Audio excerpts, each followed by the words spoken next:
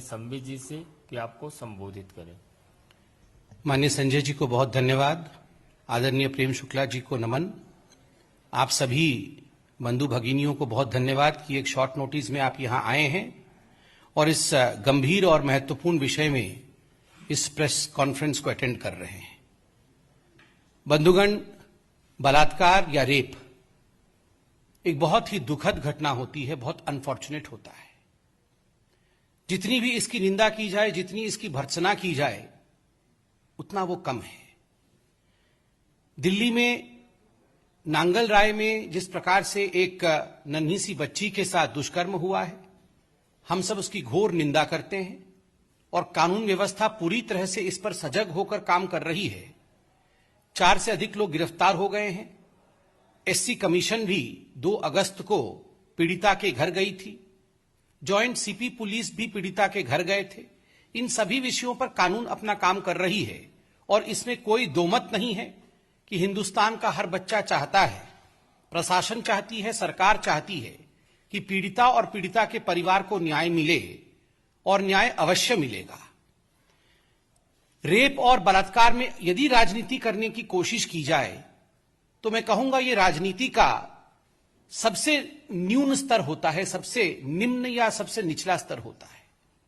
हां, इसमें सिंपैथी, इसमें आप खड़े रहें, आप विषय को आगे बढ़ाएं, इसमें कोई आपत्ति नहीं है। मगर एक सिलेक्टिविज्म के साथ, एक चयनात्मक रूप से किसी राज्य के रेप के विषय में चिंता प्रकट करना और किसी राज्य के रेप के विषय में चिंता प्रकट न करना, यह देखते हुए कि किस राज्य में किसकी सरकार है, यह भी अपने आप में एक जघन्य अपराध है। रेप होता है, चाहे वो दिल्ली में हो, चाहे वो राजस्थान में हो, चाहे वो छत्तीसगढ़ में हो, चाहे वो महाराष्ट्र में हो। यदि इसमें किसी प्रकार की पार्थक्यता की जाए कि यह राज्य तो कांग्रेस शासित राज्य है, तो यहां के बलात्कार के विषय में, यहां के दलित उत्पीड़न के विषय में और यहां जो दलित बच्चियां हैं राजस्थान में, छत्तीसगढ़ में, महाराष्ट्र में, उनके विषय में हम किसी प्रकार से चिंता नहीं करेंगे और केवल दिल्ली या अन्य राज्यों के विषय में चिंता करेंगे, तो मन में तकलीफ होती है और कुछ सवाल भी मन में जगता है और उन्हीं सवालों को लेकर आज हम आपके समक्ष हाजिर हुए हैं। बंधुगण, कल भी राहुल गांधी ने ट्वीट किया, a Dalit's daughter is India's daughter. इसमें कोई दो मत नहीं है। दलित की बेटी हिंदुस्तान की बेटी है, उसको न्याय मिलना चाहिए। किंतु दलित की बेटी राजस्थान की, क्या वो हिंदुस्तान की बेटी नहीं है? दलित की बेटी छत्तीसगढ़ की, क्या वो हिंदुस्तान की बेटी नहीं है? पंजाब की होशियारपुर की टांडा गांव की दलित की बेटी, जिसके साथ जघन्य अपराध होता है, क्या वो दलित की बेटी हिंदुस्तान की बेटी नहीं है? या हम हिंदुस्तान को भी सरकार और राजनीति के हिसाब से बांट करके दलितों की राजनीति को आगे बढ़ाएंगे? ये बहुत दुखद है। बंधुगण, मैं कुछ आंकड़े आपके सामने रखने वाला हूं, उसके बाद कुछ सवाल राहुल गांधी जी से भी करूंगा। राजस्थान पे आते हैं। कांग्रेस शासित राज्य है राजस्थान। एनसीआरबी के रिकॉर्ड के हिसाब से, जो डाटा एनसीआरबी देती है, उसके हिसाब से राजस्थान देश का पहला स्थान है, शीर्ष पर है जहां तक बलात्कार का संबंध है। पिछले 6 महीनों में बलात्कार के आंकड़ों में 30% वृद्धि हुई है राजस्थान में। साल 2020 में 13,750 केस दुष्कर्म अर्थात बलात्कार के राजस्थान में हुए।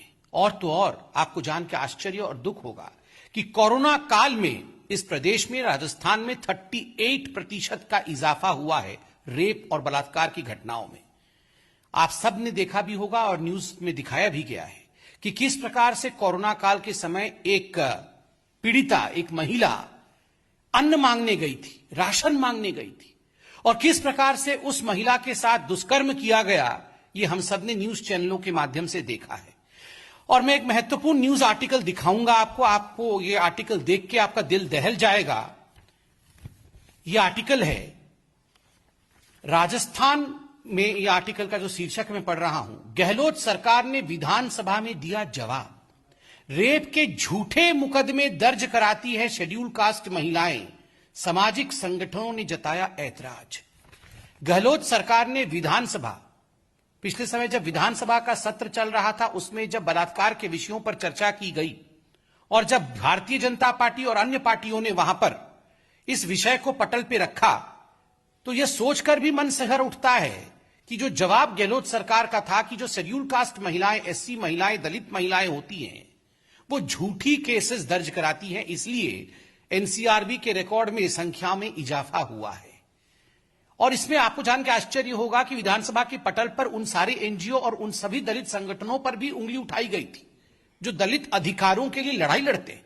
नतीजा यह रहा कि राजस्थान के कई दलित संगठनों ने इस पर आवाज उठाया था। यह आर्टिकल आप देख सकते हैं, इसकी प्रामाणिकता मैं आपके सामने रखता हूं।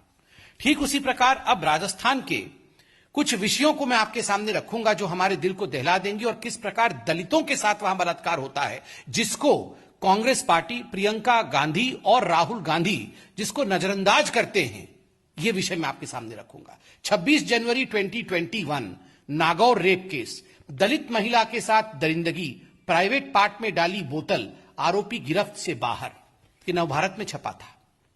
मैंने डेट भी बताया 26 जनवरी 2021। एक दलित महिला के प्राइवेट पार्ट में किस प्रकार से बोतल डाल के उसके साथ जघन्य अपराध किया गया। क्या राहुल गांधी उनके घर गए? नहीं। क्या राहुल गांधी ने ट्वीट किया? नहीं। क्या राहुल गांधी ने एक बार भी उसके लिए दुख जताया? नहीं। अजमेर न्यूज 30 सितंबर 2020, पीहर जा रही दलित विवाहित महिला, गांव के युवक ने रास्ते में बंधक बनाकर किया दुष्कर्म। यह अजमेर के रामगंज थाना का विषय है। एक दलित महिला अपने पीहर जा रही थी, ससुराल जा रही थी, रास्ते में रोक करके दुष्कर्म किया गया। किसी ने इस पर ट्वीट करना जरूरी नहीं समझा, किसी ने इस पर बातचीत करना जरूरी नहीं समझा। तीसरा, हिंदुस्तान अखबार में छपा हुआ खबर 25 जुलाई 2021, हाल फिलहाल की बात है। राजस्थान के बाड़मेर में दलित बाप बेटे के हाथ पैर तोड़े, गालियां दी और फिर पेशाब भी पिलाया गया। बाप बेटे को, पिताजी और बेटे का नाम भी यहां लिखा गया है, रामचंद्र मेघवाल और रमेश बाड़मेर। इन दोनों के साथ जिस प्रकार से बर्ताव किया गया और पेशाब पिलाया गया, राहुल गांधी एक दिन भी जो दलित उत्पीड़न के खिलाफ आज आवाज बुलंद करने की बात कर रहे थे, एक दिन भी रामचंद्र जी के घर गए? नहीं। एक ट्वीट किया? नहीं।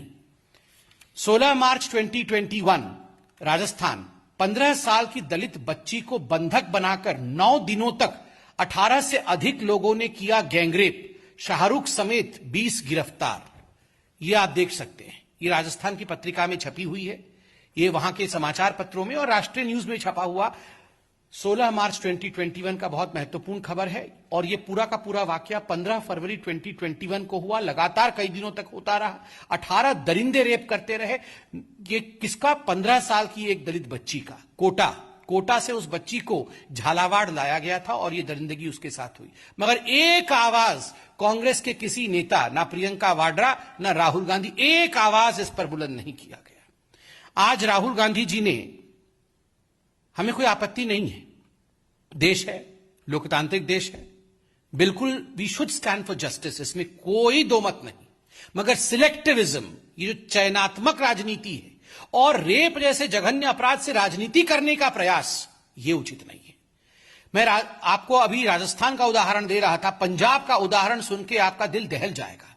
पंजाब में होशियारपुर में जिस प्रकार से एक 6 साल की दलित बच्ची के साथ, नाबालिग 6 साल की, 2 युवकों ने टांडा गांव में अक्टूबर के महीने में उसका रेप किया, जिस प्रकार से बलात्कार करने के बाद उसकी हत्या की गई। होशियारपुर की यह दलित बेटी, क्या यह हिंदुस्तान की बेटी नहीं है? राहुल गांधी, क्या आप एक बार भी होशियारपुर के उस गांव में, टांडा गांव में जाकर उस बेटी के माता पिता से मिले? या आपने एक बार भी कैप्टन अमरिंदर सिंह को फोन उठाकर कहा, कैप्टन साहब आप मिल आओ जाके? नहीं, क्योंकि यहां आपको वोट नहीं मिलने वाला था, यहां आपको राजनीतिक बेनिफिट नहीं होने वाले थे। छत्तीसगढ़, आज पूरे देश में छत्तीसगढ़ 10वां स्थान पे है एनसीआरबी के रिपोर्ट के हिसाब से, जहां तक बलात्कार का विषय है। 10 महीनों में 1716 बलात्कार की घटना हुई है और इस वर्ष केवल इस वर्ष 2021 में 60 बलात्कार की घटनाएं छत्तीसगढ़ में हो चुकी हैं। कहीं एक जगह भी राहुल गांधी नहीं गए हैं, नदारत है। बंधुगण, अब मैं जो कहने वाला हूं एक बहुत सीरियस इशू है। राहुल गांधी जी ने आज ट्वीट किया है और मुझे तकलीफ है, मुझे दुख है। राहुल गांधी जी ने बहुत ही गैर जिम्मेदाराना व्यवहार दिखाया है। अपने ट्वीट में उन्होंने उस दलित बच्ची के माता पिता के फोटो को ट्वीट किया है। यह गैर कानूनी है। मैं दोनों सेक्शन पढ़ूंगा देश के लिए, ताकि राहुल गांधी, जो शायद ये नहीं जानते हैं या जान के भी अनभिज्ञ बनने की कोशिश कर रहे हैं, केवल पॉलिटिकल बेनिफिट के कारण, राहुल गांधी जाने जरा कि पॉक्सो एक्ट क्या होता है। Section 23, section 23 of POCSO act क्या कहता है? उसका दूसरा प्रावधान कहता है, no reports in any media shall disclose the identity of a child including his name, address, photograph, family details, school, neighborhood, or any other particulars which may lead to disclosure of the identity of a child. बहुत स्पष्ट रूप से कहा जाता है कि ऐसा कुछ भी तथ्य उस बच्चे या बच्ची का आपको डिस्क्लोज नहीं करना है जिससे कि उसके आइडेंटिटी का दुनिया को पता चले। उनके घर के आसपास का भी तस्वीर नहीं होना चाहिए, ना उनके घर का होना चाहिए, ना उस स्कूल का होना चाहिए, ना नेबरहुड का होना चाहिए, और परिवार का तो कतई नहीं होना चाहिए। उसके आगे क्या कहती है पॉक्सो एक्ट? आगे एक्ट कहती है, द पब्लिशर और ओनर ऑफ द मीडिया और द स्टूडियो और photographic facilities shall be jointly and severally liable for the acts and the omission of his employ. कि आपने अगर फोटोग्राफिक डिटेल डाला है तो आप सिवियरली लायबल होंगे। कोई ऐसी वैसी बात नहीं है, सिवियरली लायबल। यह सेक्शन 23 था। Section 74 of the juvenile justice care and protection of childrens act, ये तो पॉक्सो एक्ट पढ़ा मैंने, अब जुवेनाइल जस्टिस एक्ट क्या कहती है? Section 74, title prohibition on disclosure of identity of children, description no report in any newspaper, magazine, news sheet और audio visual media और any other form of communication regarding any inquiry or investigation or judicial procedure shall disclose the name, address or school or any other particular which may lead to identification of a child in conflict with law or a child in need of care and protection or a child victim or witness of a crime involved in such matter under any other law for the time being in force, nor shall the picture of any such child be published, provided that for reasons to be recorded in writing, the board or committee, as the case may be, holding the inquiry may permit such disclosure. इसमें आगे बहुत कुछ लिखा गया है और लिखा गया है कि पनिशमेंट कितनी होगी, लायबिलिटी क्या होगा। आपने यहां माता पिता दोनों का ही जिस प्रकार से फोटो ट्वीट किया, क्योंकि वो एक पब्लिशिंग प्लेटफॉर्म है, वो एक प्लेटफॉर्म है कम्युनिकेशन का, वहां आपने जिस प्रकार से ये फोटो ट्वीट किया है माता पिता का, स्वाभाविक रूप से आपने उस बच्चे के फैमिली की आइडेंटिटी को चौराहे पे डाल दिया है। माता पिता दलित है, मैं बिल्कुल समझ सकता हूं, माता पिता को यह सब बताया नहीं गया होगा कि एक्ट में क्या लिखा है, सेक्शन 74, सेक्शन 23, बेचारे गरीब लोगों को आप यूज कर रहे हैं अपनी राजनीति के लिए। This is using Dalit and the poor for furthering your own political agenda. माता पिता इन एक्ट्स के बारे में जानते नहीं जानते वो अलग विषय है, आप तो जानना चाहिए था Rahul Gandhi. You should have known these acts. You are a parliamentarian since many years. You call yourself a responsible politician, but you have kept the rules of the law at bay in order to further your political aspirations. ये किस प्रकार की बात है राहुल जी? और मैं आज इस मंच पर से भारतीय जनता पार्टी की तरफ से national commission for protection of child right NCPCR से यह निवेदन करूंगा कि तत्क्षणात जल्दी से जल्दी राहुल जी द्वारा जिस प्रकार से दोनों एक्ट्स का उल्लंघन किया गया है, सेक्शन 23 ऑफ पॉक्सो एक्ट और section 74 of the juvenile justice care and protection children act, इसका संज्ञान एनसीपीसीआर ले और राहुल गांधी को नोटिस इश्यू करे। मैं एनसीपीसीआर से यह भी कहूंगा बीजेपी की तरफ से कि no one is a VIP, कोई वीआईपी नहीं होता है, कानून सबके लिए बराबर होता है, संविधान सबके लिए बराबर होता है। इसलिए यथाशीघ्र आज मैं ये डिमांड बीजेपी की तरफ से रख रहा हूं, तमाम पीड़ित और बच्चों की तरफ से रख रहा हूं कि एक नोटिस राहुल गांधी को जारी किया जाए और राहुल गांधी जी आप जवाब दें। नोटिस आना नहीं आना ये तो एनसीपीसीआर का विषय है, मगर राहुल गांधी जी इस प्रेस कॉन्फ्रेंस के बाद आप एक प्रेस कॉन्फ्रेंस करके जवाब दे कि आपने ये गैर कानूनी काम क्यों किया है। Thank you so much. Any question is welcome from your side.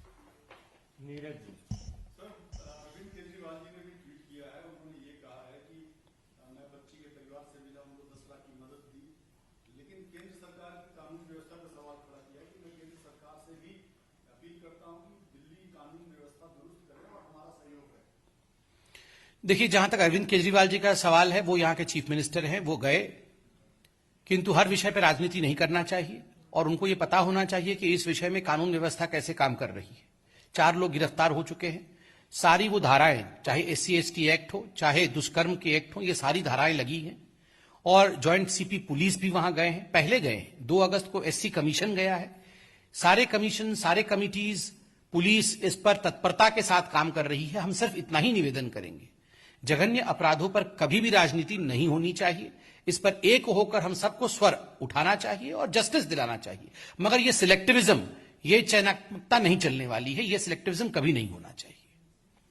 Ravi ji, Priyanka Gandhi ने भी ट्वीट किया था और कहा था हाथरस से लेकर की ओर दिल्ली तक सभी जगहों पर अत्याचार हो रहा है और केंद्र सरकार आंख मूंद कर बैठी है। प्रियंका वाड्रा जी से हम पूछना चाहते हैं, जब राजस्थान का हमने यहां पर उदाहरण दिया, राजस्थान में बलात्कार होता है, जब होशियारपुर की दलित लड़की के साथ दुष्कर्म होता है तो वो आंख बंद करके क्यों बैठी रहती है?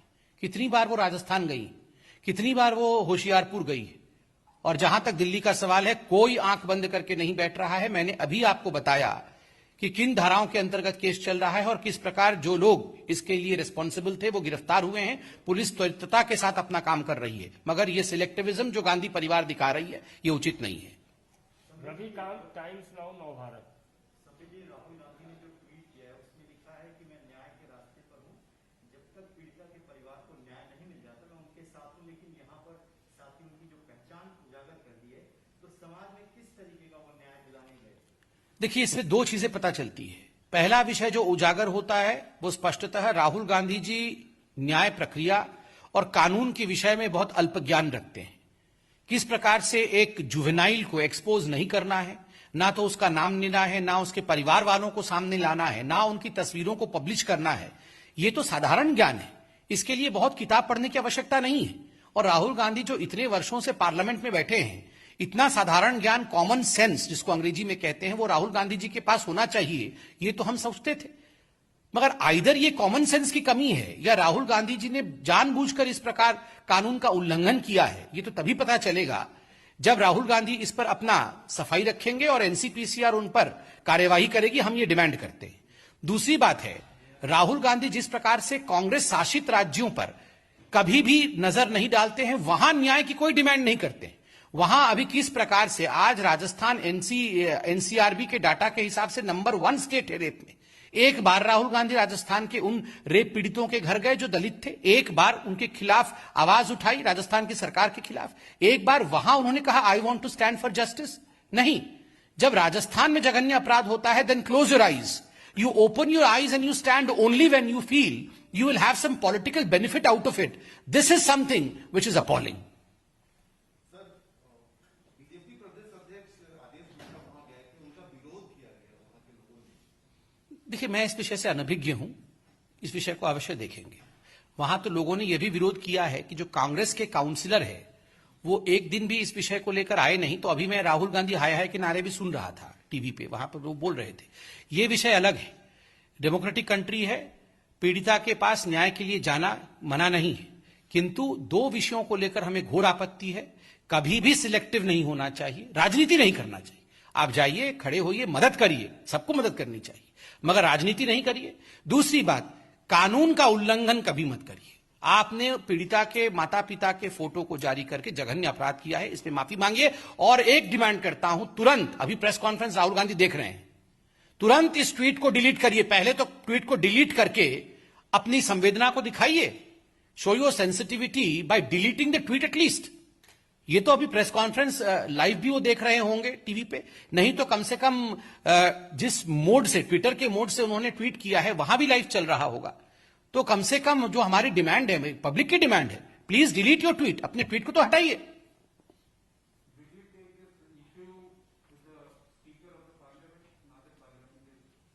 See, I am not a parliamentarian. The business of the House lies with the people who manage the House. I firmly believe it depends on them. I, as a Karyakarta of BJP and as a public, surely would wish that any politician from our side, from anyone's side, any parliamentarian should uphold the law of the land, should not disclose the identity of the family which has already undergone such amount of pain. That's the law of the country. He should uphold the law of the country. And we in fact, speak against the selectivism of Mr. Rahul Gandhi. The way he's quite selective. He's never, he's not aware about the kind of atrocity that happens against women, rape, etc. in the states which are Congress ruled. That's what we are opposing.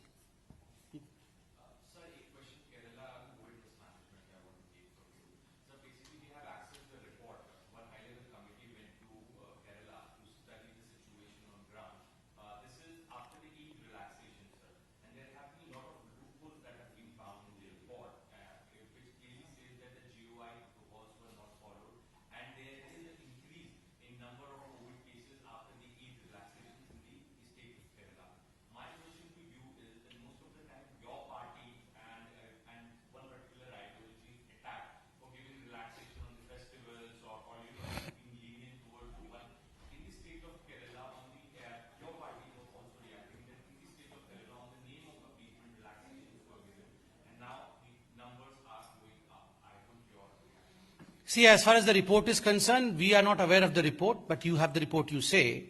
But gathering the report from you, our reaction would be that we stand by what we had said in the press conference about a week ago. And if you would remember, we had said that the rise in the cases of COVID in Kerala, contributing to approximately 50% of India's cases, is primarily due to the politics of appeasement in Kerala, and especially because of the relaxations that were given to the COVID norms and the protocols during the Eid celebrations for 3 days. And astonishingly, this is what you say has appeared in the report. I think the country today has realized that this again is a case of selectivism. As in this case also we are talking about selectivism. While these so-called left seculars talk about Kanwar Yatra, which never happened though, the state of Uttarakhand and Uttar Pradesh followed the rules there. They followed what the Supreme Court had advised them. But ironically in Kerala, despite the Supreme Court's reprimand, what the Supreme Court had said was not followed. They chose appeasement over Supreme Court's advice. And the result is in front of us. We are suffering today. Thank you. बहुत बहुत